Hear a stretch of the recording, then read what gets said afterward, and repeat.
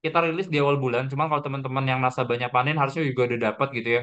Ini teman-teman bisa tracking ya, maksudnya rekomendasi kita seperti apa dan kita fair and square. Kalau misalnya jelek atau kalah, kita bilang kita kalah. Kalau misalnya bagus, kita akan state ya. Nah, jadi ini ngasih sedikit dulu konteksnya gitu ya, bahwa yang jadi pertimbangan sekarang itu adalah suku bunga, habis itu sama masalah carry trade sebenarnya. Nah, itu jadi pertimbangan dua gitu ya. Most likely yang tadi kita udah pernah bahas 25 sampai 50 basis point. Translasi kita lihat yield itu udah lumayan turun, yieldnya indeks dolar tuh juga udah lumayan turun ya. Nah, emang risikonya dari Bank of Jepang itu tadi relaksasi soal carry trade ya, teman-teman. Nah, jadi em, itu yang jadi kayak pertimbangan ya. Kalau buat yang dari dalam negeri sih sebenarnya orang lagi banyak fokus ke fiskal kemarin. Cuman yang agak jadi pertimbangan tuh kok rupiahnya targetnya konservatif banget ya sampai 16.000. Cuman emang Bu Sri Mulyani jadi concern adalah kayak debt issuance di US tuh bakal makin banyak gitu ya karena debt ceiling-nya mentok. Nah, itu yang dia agak khawatir. Makanya ada potensi bahwa permintaannya jadinya banyak ke sana, dolarnya jadi lebih tinggi, yield-nya naik. Nah, itu yang sebenarnya jadi pertimbangan. Jadi buat sektornya dulu ya teman-teman ya. Jadi buat di bulan Agustus dulu, kita bahas yang Agustus dulu. Sebenarnya kan ISG-nya bagus, 5,7% month on month. Kita lihat yang bagus itu kan adalah yang cyclical ya. Itu ada di MSIN sama masa naiknya lumayan bagus. Properti juga naik 13,3%. Nah, cuman yang teknologi ya, ini masih lumayan nggak terlalu bagus ya karena GTV-nya turun. Nah, cuman buat September kita ada tiga sektor yang kita suka ya. Pertama adalah IDX Financials.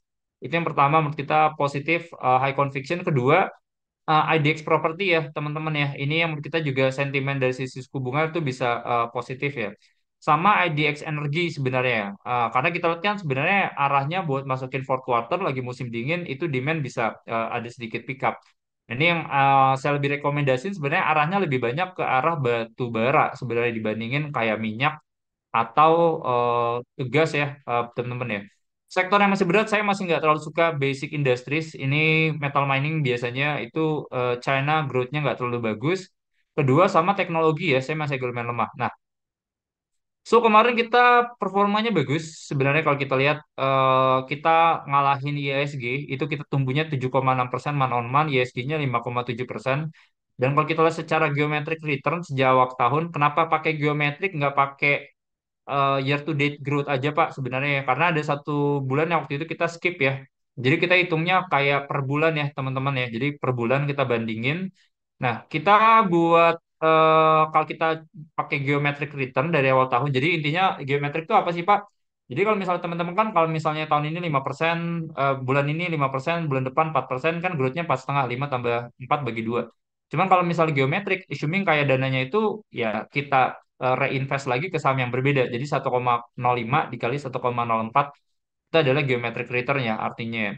Nah, jadi kalau kita lihat itu secara geometrik dari awal tahun kita bisa ngalahin IISG ya 16,2%, IISG-nya 2,2%. Nah, jadi buat September kita rekomendasinya Bank Mandiri, BNI, BRI, Ciputra, eh United Tractor. Nah, ini oh ya, buat energi saya lebih saranin sebenarnya selain tadi ya kayak contohnya batu bara, cuman saya lebih suka yang modelnya adalah lebih ke infrastrukturnya. Jadi infrastruktur ini yang menurut kita tuh kayaknya risikonya lebih rendah sih teman-teman ya dibandingin sama yang jualan komoditasnya. UNTR kita suka karena produksinya kemarin kalau kita lihat target production batu bara kan naik. Data monthly-nya mereka juga penjualan alat berat juga trennya tuh lagi lumayan positif ya walaupun secara akumulasi turun. Cuman kalau kita lihat secara bulanannya itu lagi lumayan bagus. Kontrak-kontrak mereka overburden removal-nya itu juga trennya lagi bagus, positif gitu. Jadi harusnya masih masih oke ya. Company-nya kuat, neracanya net cash. Bluebird saya suka sih sebenarnya. Pertama, valuasinya murah. Kedua adalah fundamentalnya kuat. Saya kerasa nih disruption ke GoTo sama Grab itu tuh kerasa banget ya. Kayaknya mereka emang benar-benar emang fokus pengen cepet-cepet kayak untung. Jadi kayak subsidinya itu tuh udah benar-benar kayak dipangkas. Nah, jadi translasinya kalau misalnya kayak naik mobil mungkin ya attractiveness orang pakai taksi sama pakai Grab dan Gojek itu udah nggak seatraktif dulu. Nah, jadi akhirnya yang kerasa lah kalau kita lihat dari sisi bird-nya nih lumayan kelimpahan nih.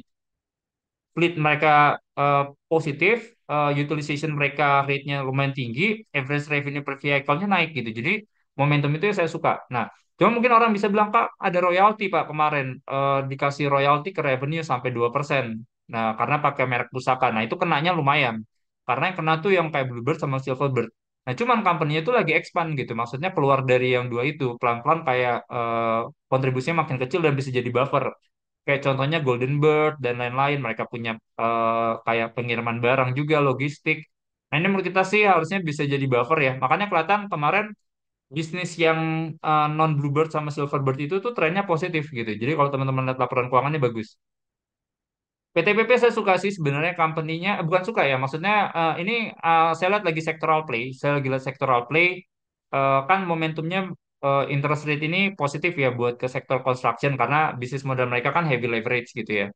Nah, cuman kalau kita kan momentumnya belakangan ini kan lagi banyak ketolong sama kayak masuknya Wika di MSCI yang small cap.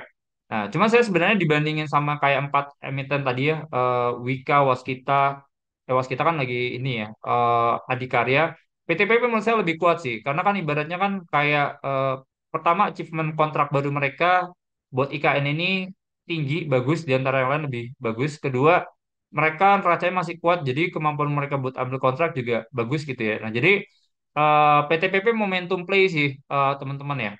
Semoga bisa alpha kita ini bisa jalan ya. Ini sedikit